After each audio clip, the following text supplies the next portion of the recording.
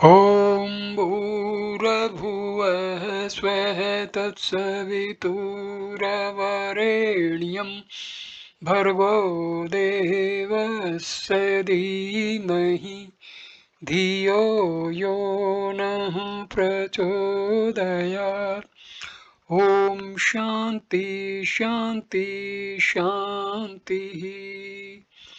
नमस्ते मेरे प्यारे दोस्तों, इस वीडियो में मैं स्वामी विवेकानंद के आत्मा, अनुभूति और उसके मार्ग के विषय में ये वीडियो दे रहा हूँ।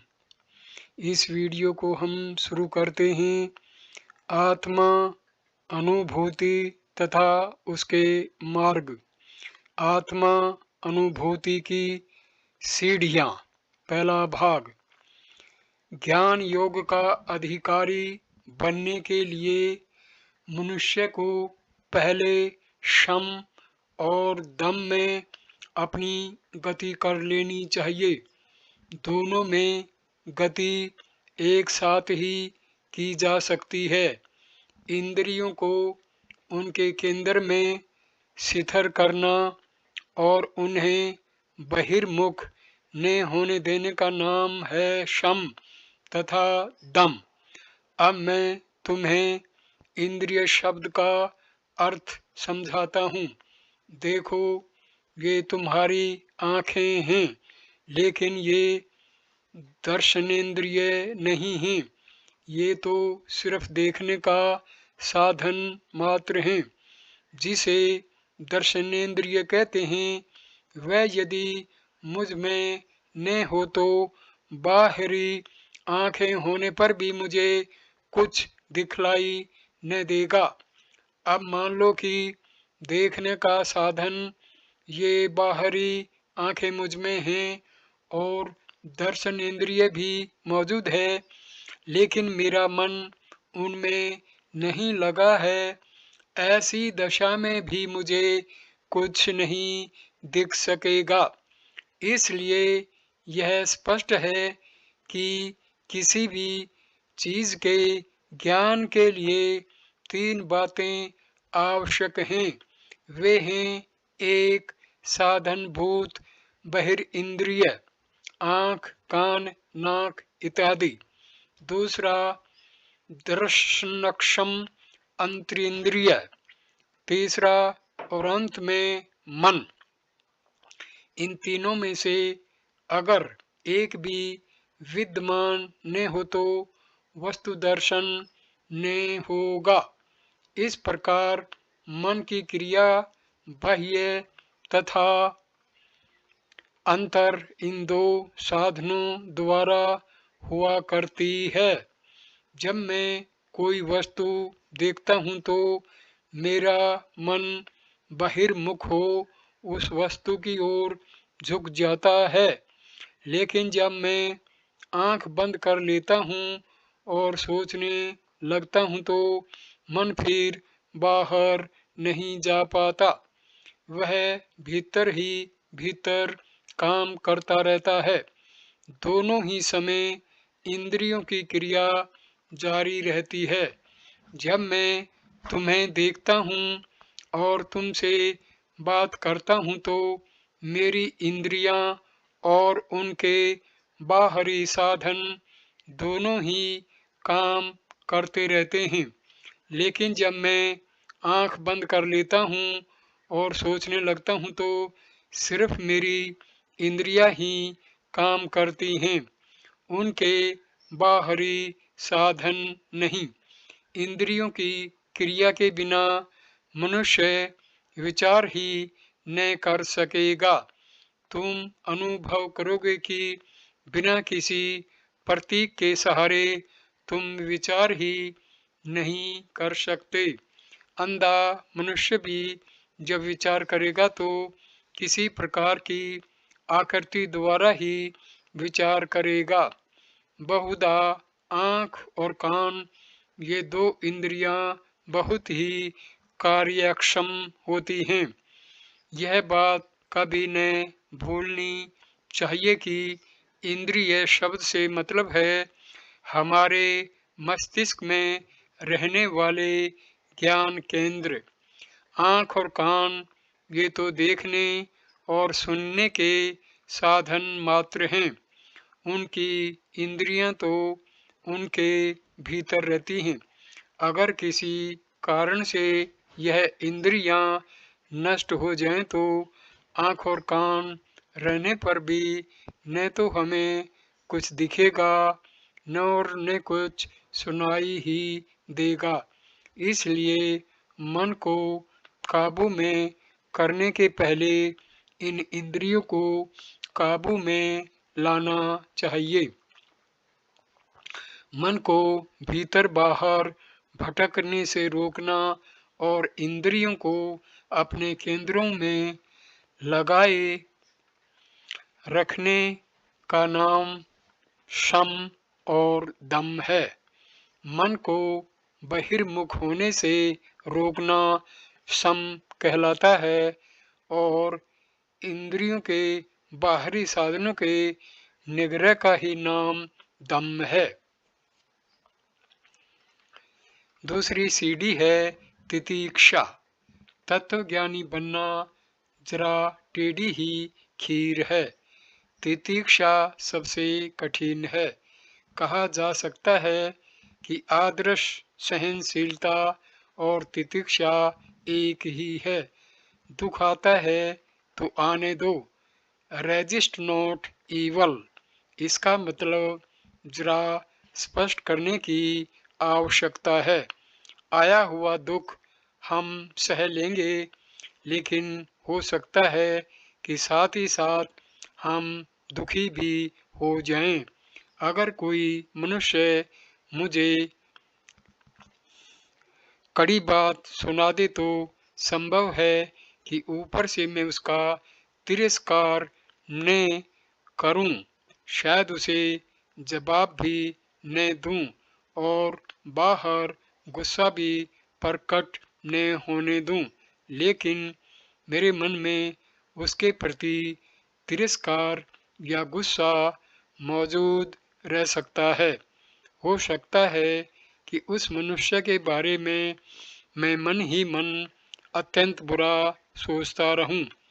प्रतिकार न करना इसे नहीं कहते। मेरे मन में न गुस्सा आना चाहिए और न तिरस्कार ही, और न मुझे उनके रोकने की आवश्यकता ही होनी चाहिए। मैं इस प्रकार शांत रहूं मानो कोई बात हुई ही न हो। जब मैं ऐसी स्थिति को पहुंच जाऊंगा तभी समझो कि मैंने तितीक्षा सीखी, उसके पहले नहीं। आए हुए दुखों को सहन करना, उन्हें रोकने या दूर करने का विचार भी न करना, तजन्य शोक या अनुताप मन में उत्पन्न भी न होने देना, बस इसी का नाम तितीक्षा है। मानो दुख आया तो आने दिया, उसे रोकने की चेष्टा न की, और फलतः यदि कोई जबरदस्त आपत्ति आ ही पड़ी तो यदि हम में तितीक्षा हो तो हमें यह शोक नहीं करना चाहिए कि उस आते हुए दुख को रोकने की हमने चेष्टा क्यों न की। जब मनुष्य का मन ऐसी अवस्था में पहुंच जाता है तो समझ लो कि उसे तितीक्षा सिद्ध हो गई। भारतवर्ष के लोग इस तितीक्षा को प्राप्त करने के लिए बड़े असाधारण काम करते हैं। वे भयानक धूप और ठंड बिना किसी क्लेश के सह जाते हैं। वे बर्फ गिरने की भी परवाह नहीं करते। उन्हें तो यह विचार भी नहीं आता कि उनका शरीर है भी। शरीर के ही भरोसे छोड़ दिया जाता है, मानो वह इनकी कोई वस्तु ही न हो। उसके बाद आती है उपरती। भोग्य विषयों का चिंतन न करना, इसी का नाम उपरती है। हमने क्या देखा या क्या सुना, हम देखने वाले हैं या सुनने वाले, कौन सी वस्तु हमने खाई, खा रहे हैं अथवा खाएंगे, हम कहाँ रहें, इत्यादि इत्यादि विषयों के चिंतन में ही हमारा बहुत सा समय खर्च हो जाता है। जो कुछ हम देखते सुनते रहते हैं, उसी के सोचने में तथा तद विषयक बातें करने में ही हमारे समय का अधिकांश व्यतीत हो जाता है। अगर तुम वेदांती बनना चाहते हो तो तुम्हें यह आदत छोड़ देनी चाहिए। चौथा आवश्यक गुण है श्रद्धा। श्रद्धा मनुष्य का धर्म के प्रति और परमेश्वर के प्रति अमर्याद विश्वास है। जब तक मनुष्य में ऐसा विश्वास उत्पन्न नहीं होता, तब तक वह ज्ञानी होने की आकांक्षा नहीं कर सकता। एक बड़े सत्पुरुष का कथन है कि 2 करोड़ मनुष्यों में भी एक ऐसा मनुष्य इस दुनिया में नहीं है जो परमेश्वर में विश्वास करे। मैंने पूछा, यह कैसे? तो वह बोले, मान लो इस कमरे में चोर घुस आया और उसे पता लग गया कि दूसरे कमरे में सोने की डली रखी है। फिर दोनों कमरों को अलग करने वाला पर्दा भी बहुत कमज़ोर है, तो उस चोर के मन की हालत क्या होगी? मैंने जवाब दिया, उसे नींद न आएगी। उसका मन सोना पाने की तरकीब में ही लगा रहेगा, उसे और कुछ भी नहीं सूझेगा। यह सुनकर साधु जी बोले, तो फिर तुम बताओ कि क्या यह संभव है कि मनुष्य परमेश्वर में विश्वास करे परंतु उसे पाने के लिए पागल न हो? अगर मनुष्य सचमुच यह विश्वास करे कि असीम और अमर्याद आनंद की खान यहाँ है और वह उस खान तक पहुँच भी सकता है, तो क्या वहाँ पहुँचने के लिए वह पागल न हो जाएगा? ईश्वर में अटूट विश्वास और साथ ही उसके पाने की उत्सुकता का नाम ही श्रद्धा है। इसके बाद आता है समाधान, अर्थात परमेश्वर में अपने चित्त को निरंतर स्थापित करने का अभ्यास। एक दिन में ही कोई बात बनकर नहीं आ जाती। धर्म ऐसी वस्तु नहीं है कि गोली जैसी निगल ली जाए। इसके लिए लगातार और कड़े अभ्यास की आवश्यकता है। धीरे धीरे और लगातार अभ्यास से मन काबू में लाया जा सकता है। छठवीं बात है मुमुक्षुत्व, अर्थात मुक्त होने की उत्कट अभिलाषा। तुम लोगों में से जिन्होंने आर्नोल्ड की लाइट ऑफ एशिया नामक पुस्तक पढ़ी होगी, उन्हें याद होगा कि भगवान बुद्ध ने अपना पहला तत्व क्या सिखलाया है। उनके कहने का तात्पर्य है, अपने दुखों के तुम स्वयं ही पैदा करने वाले हो, तुम्हें कोई बाधा नहीं करता है। ऐसा भी तुमसे कोई नहीं कहता कि तुम जीवित रहो अथवा न रहो।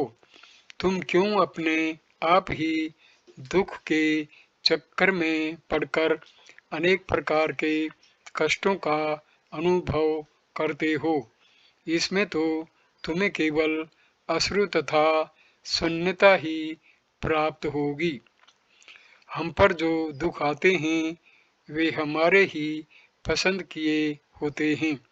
यह हमारा स्वभाव ही है। 60 साल तक जेल में रहने के बाद जब एक चीनी नए बादशाह के राज्याभिषेक के उपलक्ष्य में जेल से छोड़ दिया गया तो वह चिल्ला उठा था, अब मैं कहाँ जाऊं?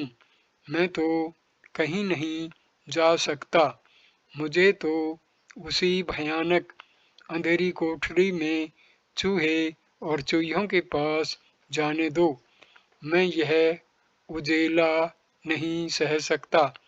इसलिए उसने प्रार्थना की, या तो मुझे मरवा दीजिए, या तो मुझे मरवा दिया जाए या फिर से जेल में ही भिजवा दिया जाए। उसकी प्रार्थना के अनुसार वह फिर बंद कर दिया गया। सब मनुष्यों की हालत ठीक ऐसी ही है। चाहे कोई भी दुख हो, उसे पकड़ने के लिए हम जी तोड़कर दौड़ लगाते हैं और उससे छुटकारा पाने के लिए बिल्कुल रजामंद नहीं हैं। सुखों के पीछे हम प्रतिदिन दौड़ते जाते हैं और यही देखते हैं कि वे मिलने के पहले ही गायब हो जाते हैं। पानी की तरह हमारी अंगुलियों में से सुख बह जाता है, परंतु फिर भी पागलों की भांति हम उसके पीछे दौड़ते ही जाते हैं। अंधे बनकर हम उसका पीछा किए ही जाते हैं। भारतवर्ष में तेल के कोल्हू में बैल जोते जाते हैं। तेल निकालने के लिए बैल गोल ही गोल घुमाया जाता है। बैल के गले पर जुआ होता है। जुए का एक सिरा आगे बढ़ा होता है। उसके एक छोर पर घास बांध दी जाती है। फिर बैल की आंख इस तरह बांध देते हैं कि वह सिर्फ सामने ही देख सके। बैल अपनी गर्दन बढ़ाता है और घास खाने की कोशिश करता है। ऐसा करने से लकड़ी आगे धक्का खाती है। बैल दूसरी बार, तीसरी बार फिर कोशिश करता है और इसी तरह कोशिश करता जाता है, परंतु वह घास उसके मुंह में कभी नहीं आ पाती और वह गोल गोल चक्कर लगाए ही जाता है। इधर कोल्हू में तेल पिरता जाता है। हमारी आदत भी ठीक ऐसी ही है। हम भी रुपया पैसा, जोरू बच्चे और अपनी आदतों के दास हैं। मृग जल की नाई उस घास को पाने के लिए हजारों जन्म तक हम चक्कर लगाए जाते हैं, लेकिन जो हम पाना चाहते हैं वह हमें नहीं मिलता। प्रेम एक ऐसा ही बड़ा धोखा है। हम लोगों का प्यार करते हैं और चाहते हैं कि लोग हमारा प्यार करें। हम समझते हैं कि हम सुखी होने वाले हैं और हम पर दुख कभी नहीं आएगा, लेकिन जितना ही हम सुख की ओर जाते हैं उतना ही अधिक वह हमसे दूर भागता जाता है। इस तरह दुनिया चल रही है और इसी तरह समाज। हम अंध गुलाम जैसे उसके लिए भुगतते हैं और यह भी नहीं समझते कि हम भुगत रहे हैं।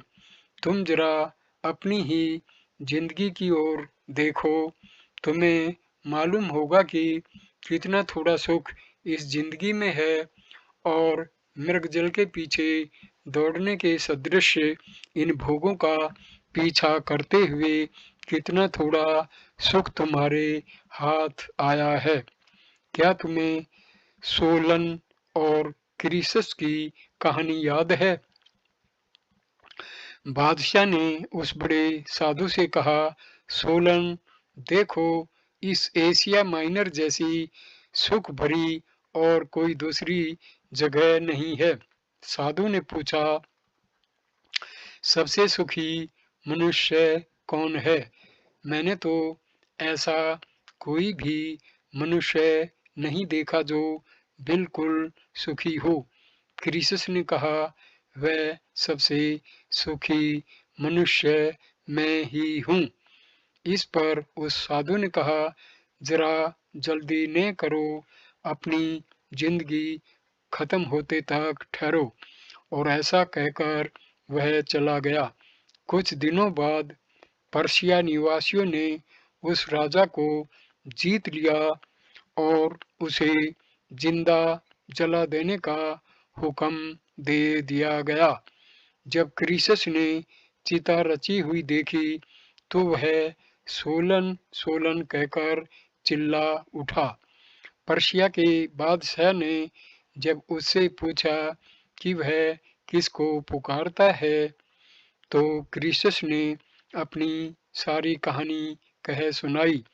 वह बात बादशाह के दिल में चुभ गई और उसने क्रीसस को मरने से बचा लिया। हममें से हर एक की जिंदगी की यही कहानी है। हमारे स्वभाव का हम पर ऐसा भीषण प्रभाव होता है कि बार बार ठुकराए जाने पर भी उन्माद से बेहोश हो हम उसका पीछा किए ही जाते हैं। हम निराशा में भी आस लगाए बैठे रहते हैं। यह आशा, यह मृगजल हमको पागल बनाए हुए है। सुख पाने की आशा हम में सदा ही बनी ही रहती है। किसी काल में भारतवर्ष में एक बड़ा सम्राट राज्य करता था। किसी ने उससे एक बार 4 प्रश्न पूछे। पहला प्रश्न यह था कि दुनिया में सबसे आश्चर्य की बात कौन सी है? उत्तर मिला, आशा। यह आशा ही दुनिया में सबसे आश्चर्य की चीज है।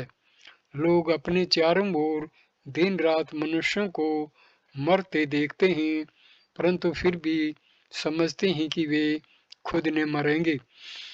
हमको यह कभी ख्याल भी नहीं होता कि हम भी मरने वाले हैं या हमको भी दुख उठाना पड़ेगा। हर एक व्यक्ति यही सोचता है कि उसे तो यश ही मिल जाएगा, पर यह तो असंभव की आस लगाए रहना है। चाहे जितनी ही आपत्तियां क्यों न हों, पर फिर भी यश मिल ही जाएगा।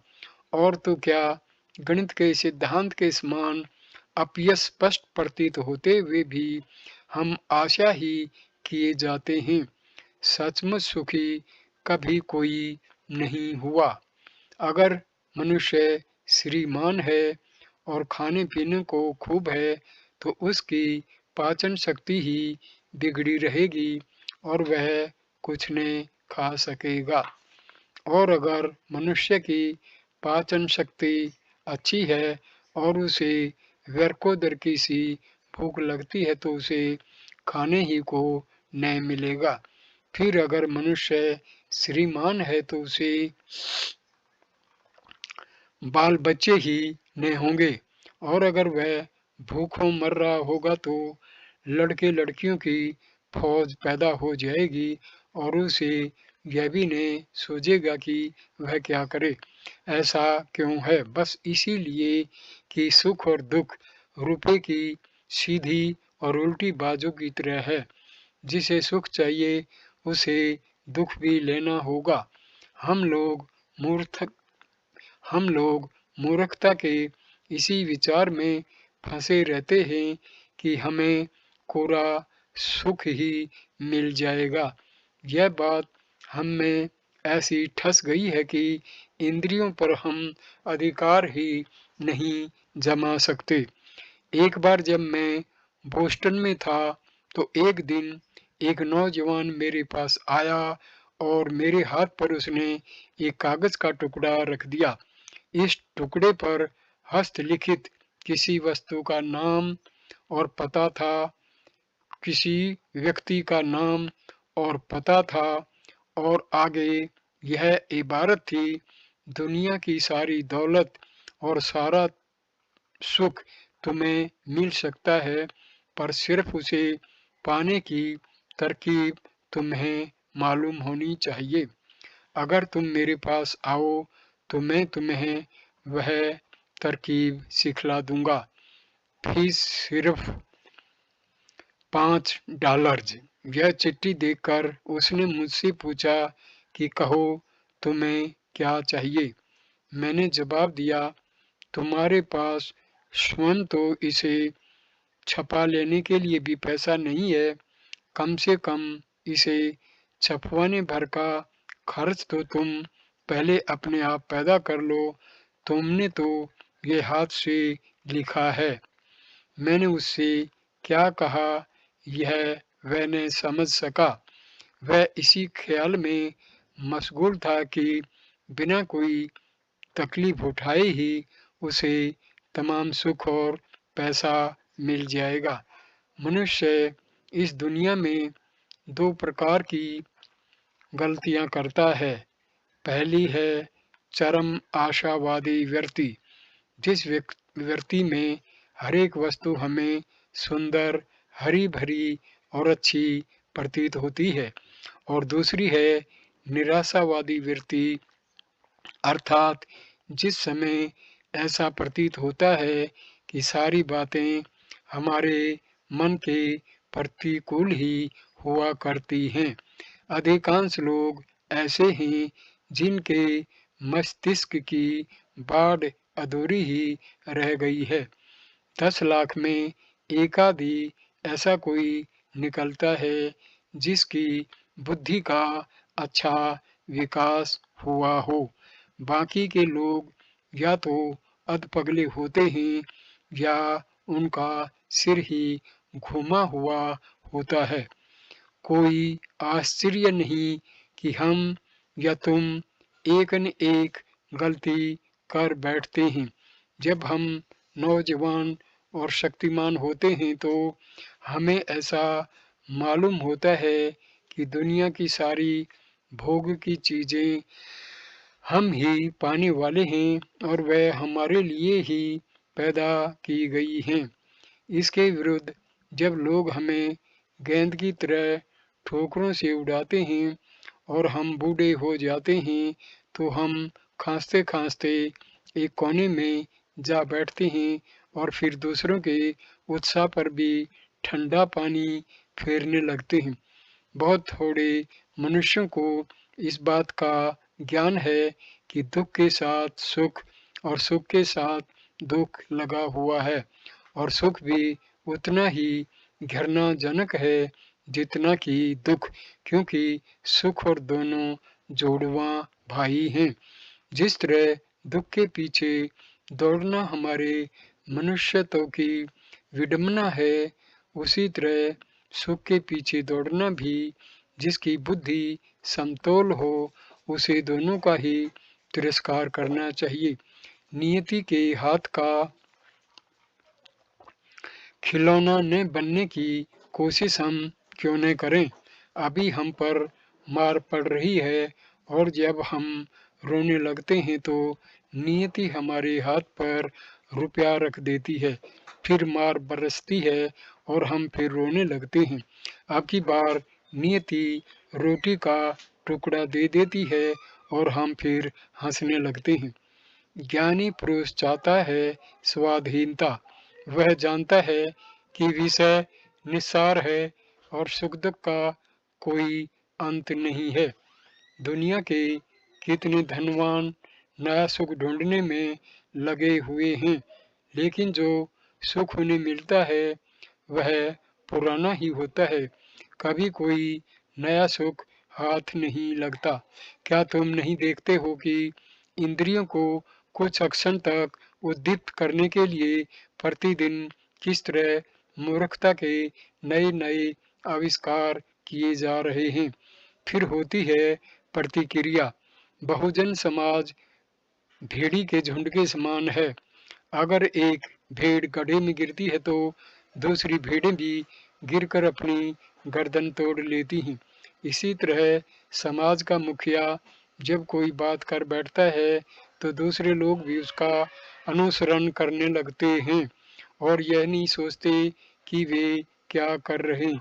जब मनुष्य को ये संसारी बातें निस्सार पड़ती होती हैं तब वह सोचता है कि वह इस प्रकार का खिलौना न बने अथवा कहिए नियति उसे इस तरह न बहकावे। यह गुलामी है। कोई अगर दो चार मीठी बातें सुनाए तो मनुष्य मुस्कुराने लगता है और जब कोई कड़ी बातें सुना देता है तो आंसू निकल आते हैं। एक रोटी के टुकड़े, एक सांस भर हवा, कपड़े लत्ते, देशाभिमान, अपने देश, अपने नाम अथवा अपनी कीर्ति का मनुष्य दास है। इस तरह वह गुलामी में फंसा है और उसमें वास करने वाला सच्चा मनुष्य तो इन सब बंधनों के कारण उसके अंदर गढ़ा हुआ पड़ा है। जिसे तुम मनुष्य कहते हो वह गुलाम है। जब मनुष्य को अपनी इस सारी गुलामी का अनुभव होता है तब उसके मन में स्वतंत्र होने की इच्छा उत्पन्न होती है, अदम्य इच्छा उत्पन्न होती है। अगर किसी मनुष्य के सिर पर दहकता हुआ अंगार रख दिया जाए तो वह मनुष्य उसे दूर फेंकने के लिए कैसा छटपटाएगा। ठीक इसी तरह वह मनुष्य जो यह समझ चुका है कि वह प्रकृति का गुलाम है, स्वतंत्रता पाने के लिए छटपटाता है। मुमुक्षुत्व अर्थात स्वतंत्रता पाने की इच्छा क्या है, यह हमने देख लिया। अब आता है दूसरा विषय, वह भी बहुत कठिन है। सत्य क्या है अथवा मिथ्या क्या है, क्या चिरंतन है और क्या नश्वर आदि आदि भेद जानना अर्थात नित्य अनित्य विवेक, यह है दूसरा विषय। परमेश्वर ही सिर्फ शाश्वत है और दुनिया की प्रत्येक वस्तु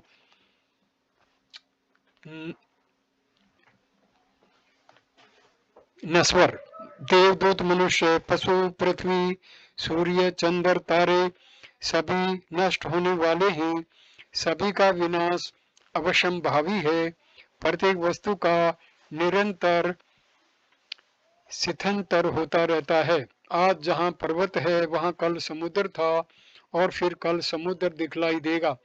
प्रत्येक वस्तु अस्थिर है। यह सारा विश्व ही परिवर्तनशील पिंड है। बस वही एक है जो कभी नहीं बदलता, वह है ईश्वर। और हम उसके जितने ही अधिक नजदीक जाएंगे उतना ही कम हम में परिवर्तन या विकार होगा।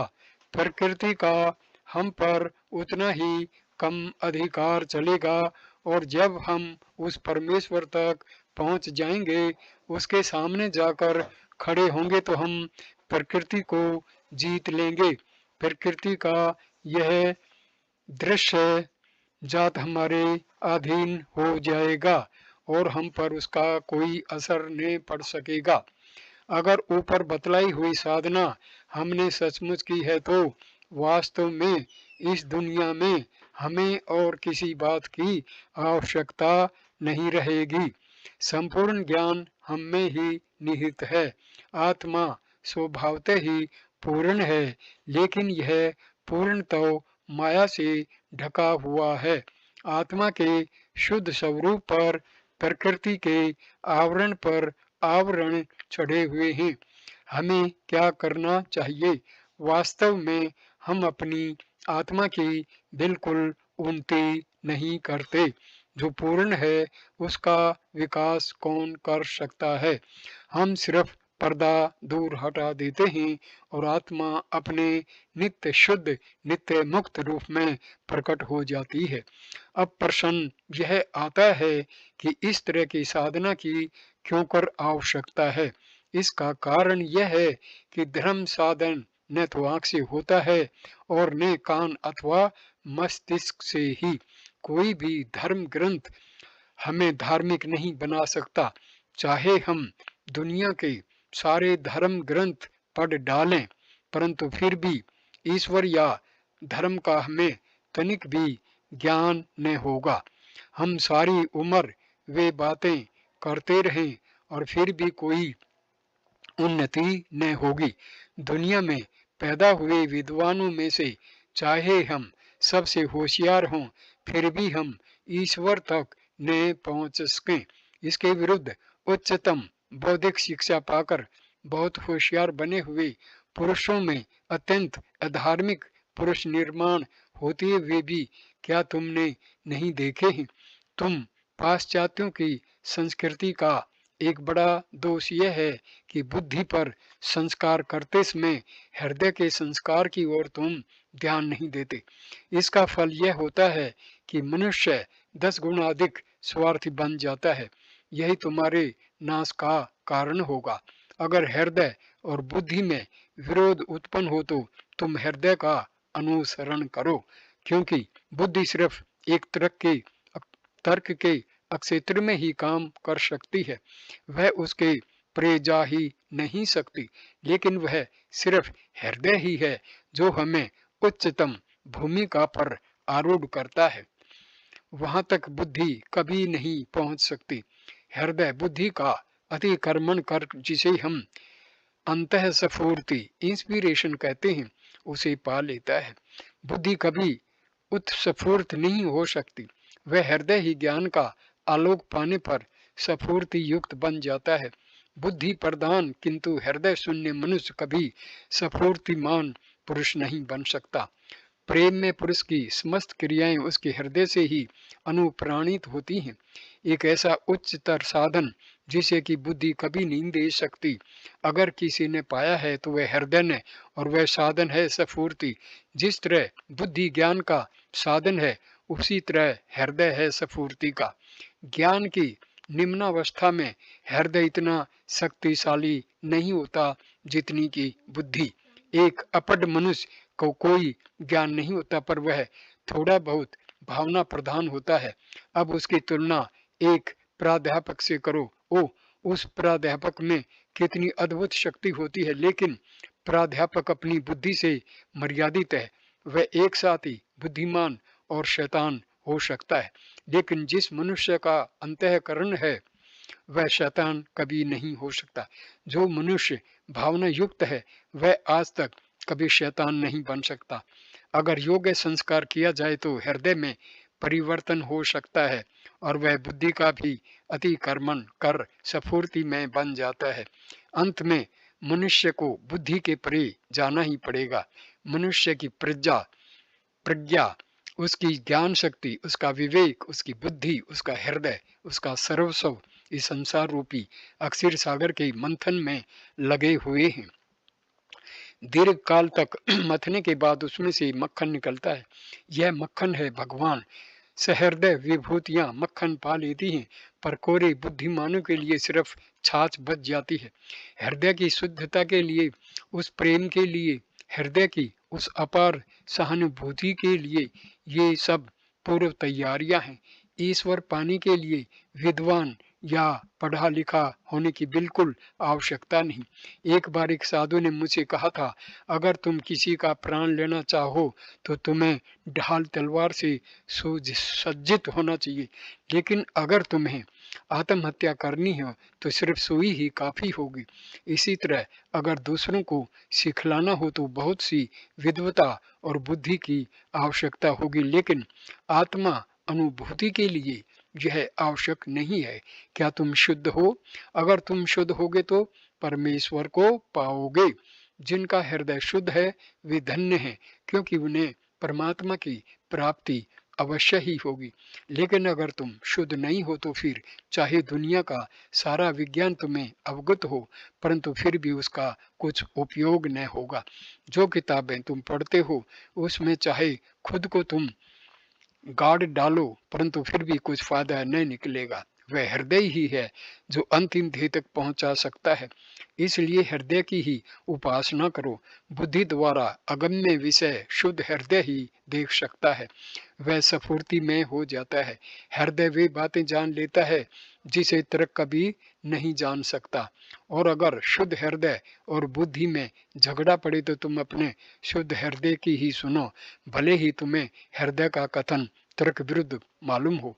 जब हृदय परम परोपकार करने की इच्छा करे तो बुद्धि तुम्हें बतला सकती है कि ऐसा करना अविचार है, लेकिन तुम हृदय की बात सुनो और तुम देखोगे कि बुद्धि की सुनकर तुम जितनी गलतियां करते हो उससे कम गलतियां करोगे। शुद्ध हृदय ही सत्य के प्रतिबिंब के लिए सर्वोत्तम दर्पण है। इसलिए यह सारी साधना हृदय के शुद्धिकरण के लिए ही है, और ज्यों ही वह शुद्ध हो जाता है त्यों ही संपूर्ण सत्य उसी अक्षण उस पर प्रतिबिंब हो जाता है। अगर तुम हृदय काफी शुद्ध होगा तो दुनिया के सारे सत्य उसमें आविर्भूत हो जाएंगे।